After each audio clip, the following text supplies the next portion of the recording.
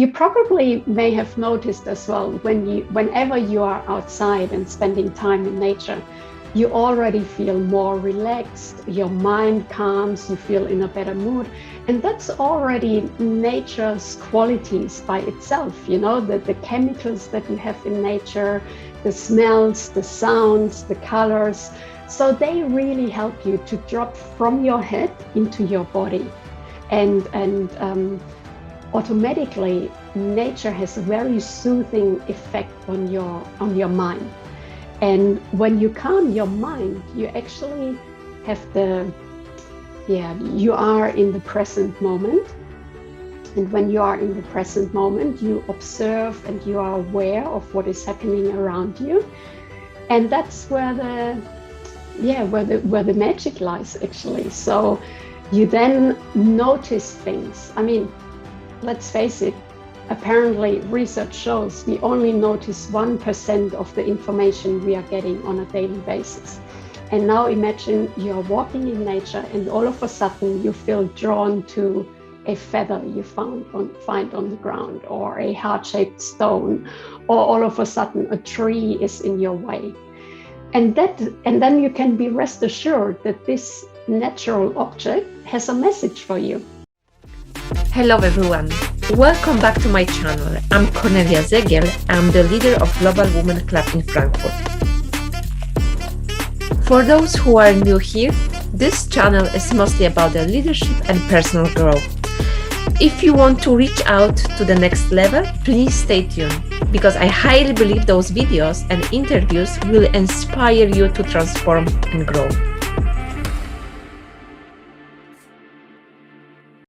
Hello everyone, welcome you in our next episode. Today I'm having a special guest, Alexandra Katzer.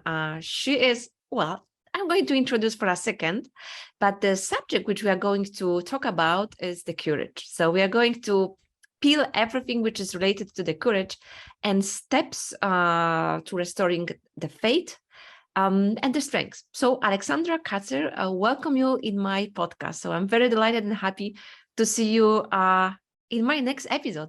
Fantastic. Thank you so much, Cornelia, for having me. I'm really excited to be here and have a chat with you. Yeah, absolutely. It took a while because I know you are super busy with all your retreats in Africa. Now you are back to Germany, and then I can have a chance and talk about the courage, because I have to mention that you are the expert, busting the fear and tapping into the strengths, because you are the coach. You are the coach who is helping people to get into that inner power in us. But the way how you do, it's a little bit unique. I would say it's, when I hear about that one, it was really revolutionary.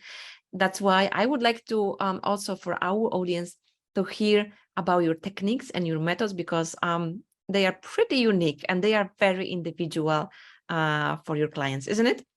Yes. It's all about immersing yourself in nature and really working with nature and in nature to tap into your subconscious. Yeah. So it's all about forest bathing experiences, working with natural elements, with objects, and being away from the hustle and bustle of your life, so to really escape your grind and take time to arrive in your new environment, in the nature, in your new learning environment, and take the time to arrive and to work with nature to tap into your inner wisdom. Yeah, it sounds really interesting, because we as a human being, we are also part of nature. But before going into the techniques which you are using, can I ask you, how do you see this holding pattern actually, which is holding people? We sometimes having a something like inner calling in us when we want to change. And we are not talking about the chronic diseases whatsoever. It's like a healthy people who want to achieve more, but for some reason, something is blocking us. So how would you like to describe it? What is that? Is it the subconscious, or is it like, what is it actually? What is holding people back not to move it, or even move it, not persisting that move? Yeah, it's a great topic actually, because even for me, you know, when I set up my own business, fear was taking over, you know. Mm-hmm. And it's your mind telling you stories like, oh, you won't be good enough, you're just a one-woman show, you will never make it, who will listen to you, all these lovely bullshit stories, I call them, that your mind is telling you, you know.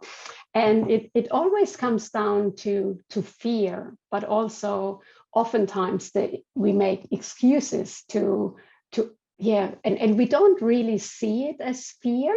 We just think our concerns are legitimate, you know. So for example, or I'm not ready yet, it's not the right time to quit my job and take the next step, or look for another job, or set up my own business, or I'm waiting if XYZ is happening and then I'm moving and making the change. But of course, if XYZ happened, you know, you still find something else. Mm-hmm. So ultimately it all comes down to the root cause of being afraid to fail. Mm-hmm. And also quite ironically, the fear of success. What is happening if you are successful? You know, all of a sudden you get attention, and maybe you are an introvert and you feel afraid to be in the spotlight subconsciously. Mm-hmm. And so that's really what I feel it's the root cause of not making a move forward into into the life you want to live, or into living your dream life. Really, the fear that is holding you back. Mm-hmm. No, you are absolutely right. This is something what is like this inner voice, which is creating this worst case scenario. And fascinatingly, the brain is structured by nature like this, and we have to, I think, reprogram it not to stick into the worst case scenario and trauma. But then my question is it, I mean, the fear, or actually let's call it courage, because this is all about, okay, fear is one side, but then opposite to the fear is the courage. So is then the courage something which could be, I don't know, developed, or how to bust the fear, or the fear will be still there, you know? How do you see from your experience and from the experience of your client, you know? I think the most empowering thing you can do is be afraid of something and still do it, still go ahead and do it. Because also with doing, courage comes, you know, you are developing confidence to go through with your plans, with your goals. And the more you work on it, and the more you achieve, the more confident you become. And that builds the courage as well. So it's a step by step, you know, you can move forward in reaching your goals. Mm-hmm. Alexandra, how do you see from the gender perspective, is it something where we can label with the gender thing, like more women, there are more or less courage, or is it not something which you can package or make it in a gender concept, you know? Because I see a little bit tendency, I don't know if you agree with me, sometimes women, they are more creating this, like even the job, for instance, if the position is there, the men will say, okay, how much and when I can start. And the women actually will start creating, oh, I'm good enough. Oh, how many trainings do I need to accomplish? Oh, do I have that training which is required? What are the criteria? Instead of, you know, go jump and learn during the way. How do you see that element as well from the gender perspective? Yeah, it's a very, very interesting viewpoint. I think it's also a bit of a cultural concept, you know, as a young child, or a young girl, you are trimmed or trained to be the good girl and be in the background, and also traditionally it's still the man is supposed to be the provider and doing things, and being successful in your job, and the women is at home looking after the family. So I think that's another subconscious belief that is still within us, which we can turn around. Although I think men do feel the same, they can also be afraid of changing their life because, well, they are the provider. So what is happening if I change my career or set up my own business, and all of a sudden things might not work out, especially if you have commitments to your family or if you have children. So I think it's not necessarily that fear or this feeling of good enough is female specific. I rather see it's for both genders.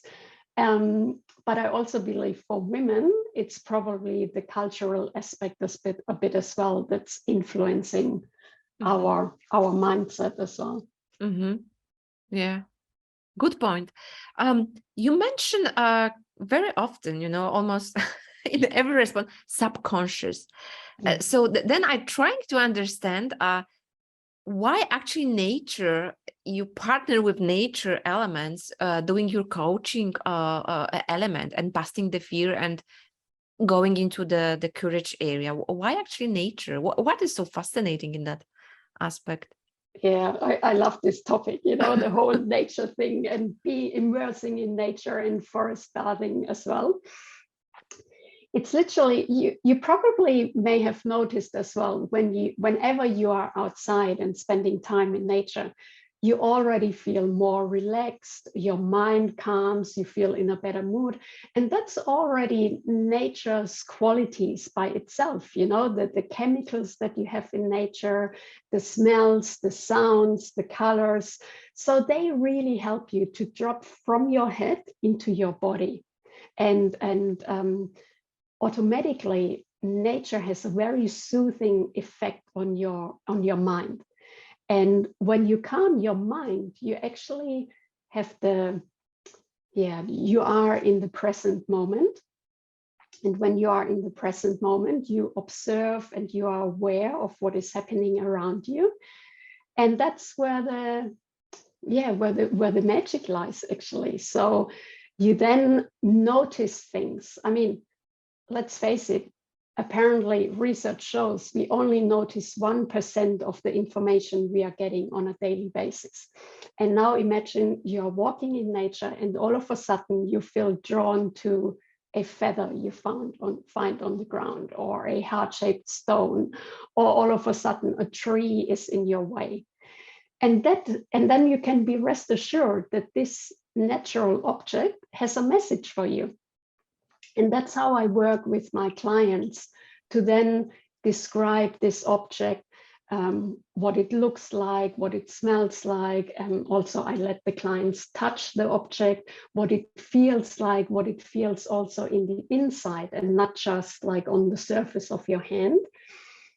And then we make the transfer. So you are literally distancing yourself from your challenges, and all of a sudden you describe something in a natural element, and when you make the transfer, then the aha moment comes. All of a sudden, maybe that natural element represents someone in your family or a certain situation. So literally your subconscious is speaking and giving you the answers that you need.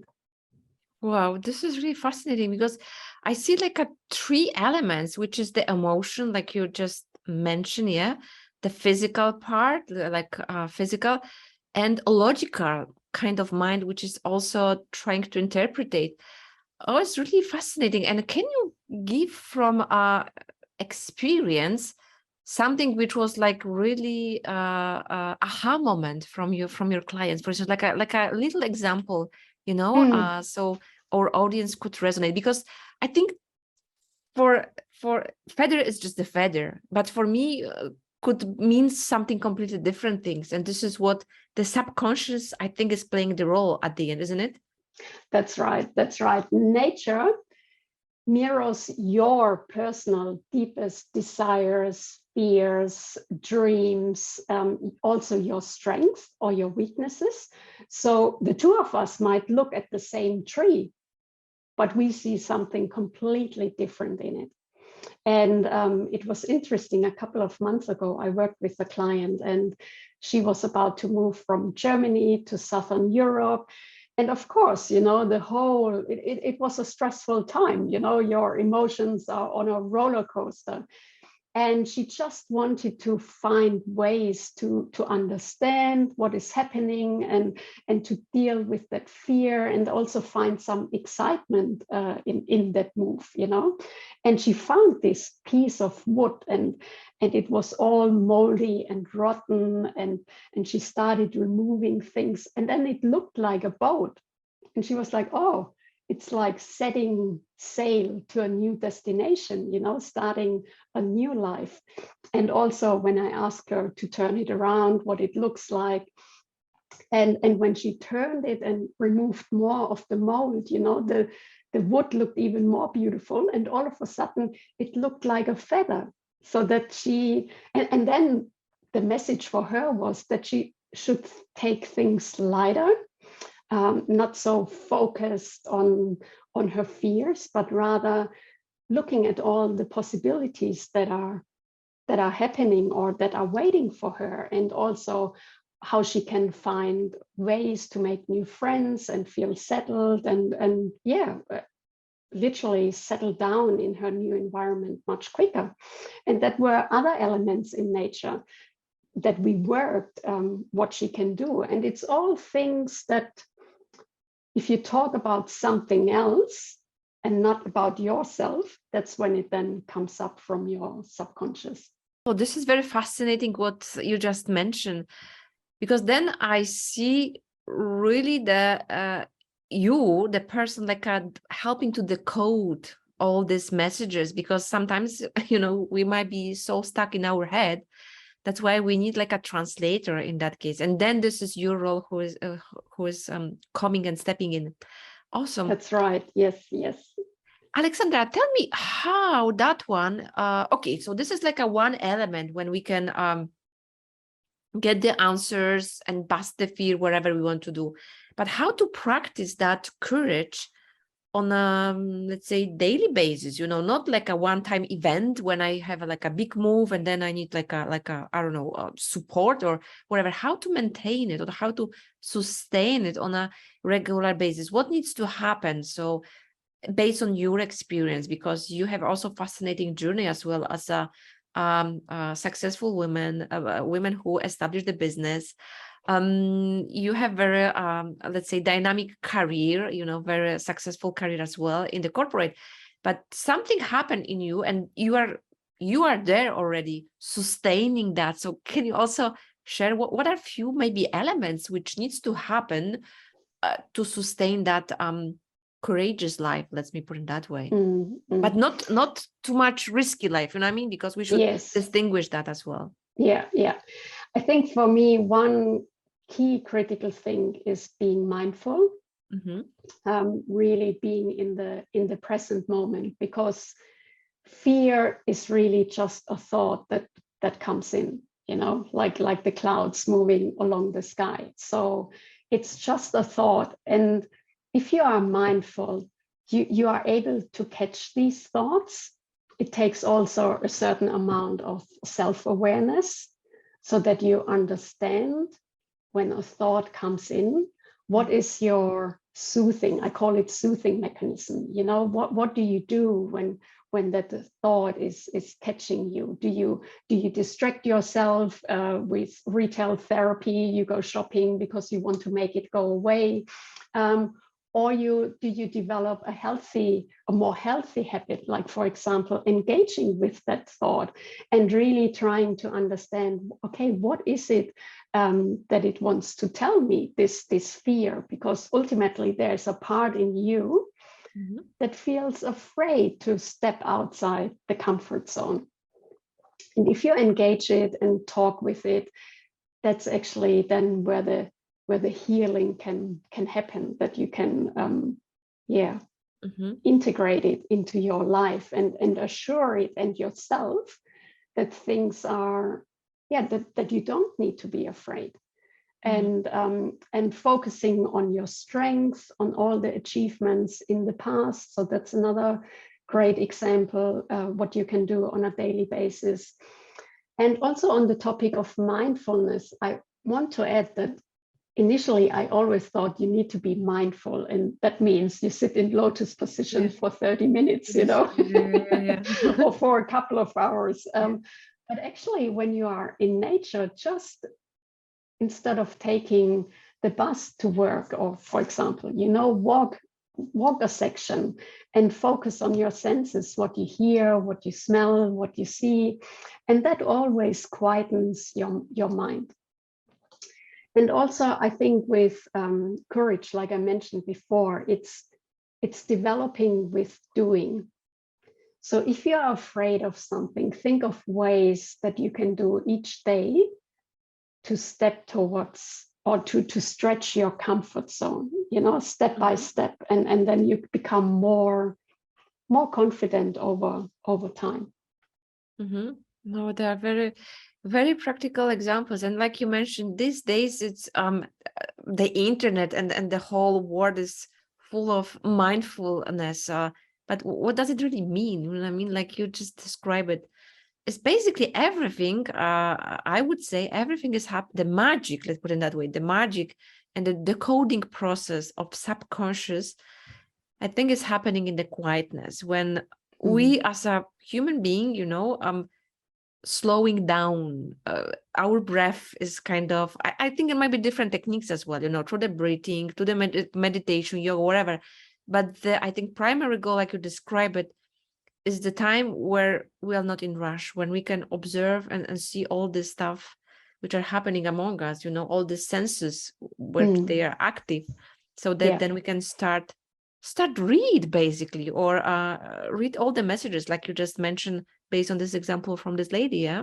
Exactly. And you can do it yourself, you know. Also, I enjoy going into nature, into my favorite spot, you know, that could be a park bench or a little hill where you can have a great view into the distance, into the future, you know, and then just journal and write down your thoughts, how you feel, what you think, what's challenging you, what's worrying you.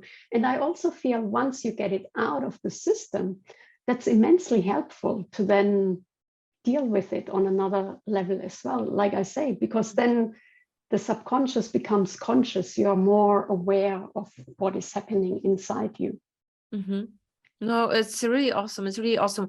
But I really see, well, it sounds very easy, but we know that in that journey, let's say transformation, or this conscious or mindfulness, be honest, it's very hard, let's put it that way, to do it alone. That's why it's good to be supported by someone who can help, who can guide through the whole process. That's why I know you're having like a very long list, you know, for the people who are attending for your retreat. Of course, you are doing like a mini series in the Germany, but also the big ones in Africa, which is completely different environment, isn't it? Can you share a bit more about this Africa piece? Because it's like now after the COVID, I mean, still we're in the pandemic, but it's more how to call it, achievable to fly, and everything is kind of more open. How that works, you know, because this is not like one day show. It's not like a session. It's a little bit bigger, you know what I mean? Yes. My retreat in Kenya is like for 7 days. Wow. And why Africa? You know, when I came to Africa the first time, it completely changed my life. Like I was working in corporate, and then I came to Africa. And when I came back to Melbourne, back then, at that time, I was living in Melbourne, I traded my high-paying career for a volunteering position in Africa, you know, and from there things developed to where I am at now. And to me, it was this energy of this continent, you know, like you arrive and everything feels different. That the landscape, the wildlife, the people, you know, the friendliness, and they are so warm and welcoming. And also time in Africa ticks differently, you know, the pace of life is slower, but also so many things are happening, like the sights, the sounds, the smells, you know, everything is so different to the Western world in a very nice way. Mm-hmm. And the whole retreat in 7 days is really about escaping from the hustle and bustle of your life and really dropping from your head into your body, because that's when then the change is happening. And for example, there will be lots of exercises that we do in nature, like wildlife meditation. You know, what do you see in that elephant? Focus on your strength. Observe how animals interact with each other. That can give you a clue how you maybe perhaps interact with other people. What can you learn from that experience? And lots of mindfulness exercises as well, like how your thought, when you think negative, how that impacts your body. And when you have positive thoughts, how do you walk when you have a positive thought? And that you can then use as a decision-making tool. Should I go with decision A or should I go with decision B? So it's really, helping or using your body, listening to your body as well for decision making, especially, you know, when you make decisions with fear, it's usually not a good decision, you know, because it's made with your mind and you look at the pros and cons, but subconsciously it's all, no, we are afraid, we are not going down the route. But if you use your intuition, I mean, research shows intuition knows the way, you know, it's already, intuition makes the decisions within split seconds, and then the mind comes in. And that's what I really want to use as well, to tap into your intuition much easier, much better, because that's where the answers are, where you find what you need to know, you know, instead of looking into in the outside world. Yeah, no, I mean, this is very fascinating things which what you are describing, because at the end of the day, everything is like in our palm, literally. We are like already having the whole code, the whole decoding process. The tricky part is how to get into the inner center inside us, and like you just described it, the mindfulness, the whole concept, and everybody might be having different styles. Somebody will go to Africa, somebody go to Australia, but I understand the common denominator in your whole techniques, which is basically connect to your, I don't know, some people could call it soul, your voice, your inner voice, whatever, but just to be in a center. And I fully agree with you that energy follow the thoughts. So basically the way how we behave, the thoughts which we create, this is also the kind of behavior which we have, like you just mentioned. Even if all these tricks which public speaker people, my or trainers might say, okay, chest up, you know, like a open position, definitely it's giving you the power. But more sustainable power, like you just described, is the inner power in us, which we can do it on a regular basis, which is really great. So I'm very happy that you share. Alexandra, let's twist it a little bit, our talk, and say and talk about success versus fulfillment, how that concept resonates. Because once we start busting fear, once we start be courageous, of course success start coming to us, and everybody will define differently the success. But from your experience as a coach, like a lady person who jumped from different fields, you know, from the structure into the entrepreneurial, you know, helping other people to be there, I think, in a fulfilled life. So how would you like to describe the whole process, you know, successful versus fulfillment and all this courageous element, you know, like I think when we think about success, we often, as a society, we often define success with material things, you know, or you drive the big car, you have your house, you have a good job, you earn good money, you have all the material things. And to me, but on the other hand, you might achieve this success with a job you absolutely don't like. You know, you are frustrated, you are not really happy, and that's where fulfillment comes in. You know, and to me, fulfillment is, personally for me, living a life that is true to your values. You know, to your, yeah, what you enjoy, what you want to do. And for me, a big value is freedom, for example, freedom in where I live, with whom I work, and also kindness, empathy. So working in a toxic working environment for me would be really, yeah, really bad for my health, you know, because it's not aligned with my core values. And also I feel fulfillment, it's interesting because I want to touch on this topic a bit as well. Because when I was working in Australia in the corporate world, I moved to Southern Africa to do volunteering. And that was exactly the point of fulfillment. If I work in an environment that is not related to making profit, but related to helping other people and giving something back, maybe then that I feel fulfilled, you know. But that wasn't the solution either. Again, it was just something my mind made up, you know. What is fulfillment, or giving back to other people, you know.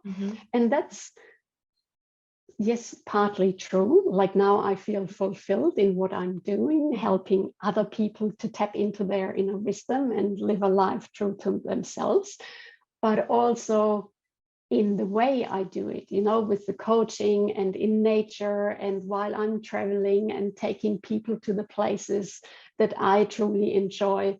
So it's, again, linked to my values and to my soul. What's my soul business, you know? And that's truly for me, yeah, my inner explorer, my inner adventurer, and literally taking people with me to experience what Mother Earth has to offer, you know. So I think it's yeah, it's very, it's initially it looks like two separate things, you know, to be successful and not necessarily together with fulfillment. But I think once you do what's your soul's calling, you know, then success will follow automatically. Yes, I love that, because this is how I see success and fulfillment. I think success, this is like a level where you are kind of, let's say, comfortable, you know, wherever you want to set your bar. And then the next level is the fulfillment, which is like you just described, the skills, generosity, benevolence. And then we're touching another element, which is the purpose, because your purpose is serving others. And this is something which, if you will be doing from the nature of, okay, because this is my job, I have to do it because my, I don't know, corporate is sending me, it's a different story. Your example, like you just provided to us, is exactly describing this virtues, like we just named them: generosity, benevolence, you know, serving others, higher purpose. And this is what, you know, even if you will not get paid, your heart is like fulfilled. And of course, and I think this needs to go like hand on hand, you know, you cannot be fulfilled if you don't have a success. And later on, it's like a, how to call it in English? I mean, like a domino effect, you know. Once you start reaching, it's like a moving target, let me put it that way. It's like a moving target. Yeah. No, it's I love that. And this is actually, we should be saying more and more about I mean, this concept, you know, not like a separate two things, but like a combined things. It's like a more whole and another level. Don't you agree? True.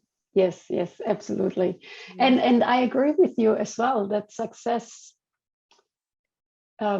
shouldn't be something separate, or if, you know, even if you don't get paid, you feel fulfilled. I agree with that. But then on the other hand, I'm not sure if you're really fulfilled if you can't afford certain True. things anymore, you know. Absolutely. So I think it needs to be in balance. And the perfect thing is if you do something that you love doing, and that makes you feel fulfilled, and then success follows, you know. And it's in balance, and also in balance this feminine energy, because you're doing something that you want to do, that comes from your inside, and in balance with the masculine energy, you know, the more strategic planning, implementing. So when that is in balance as well, you know, that's a beautiful play of energies.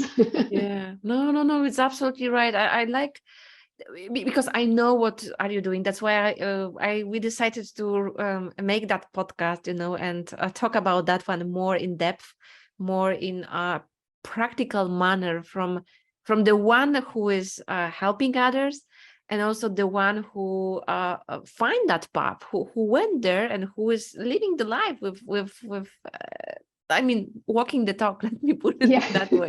So this is really awesome. No, I'm very happy and very delighted.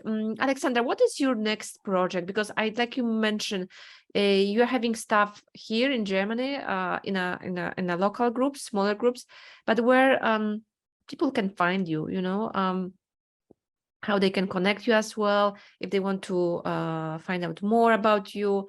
So if you can also mention that, that would be really great.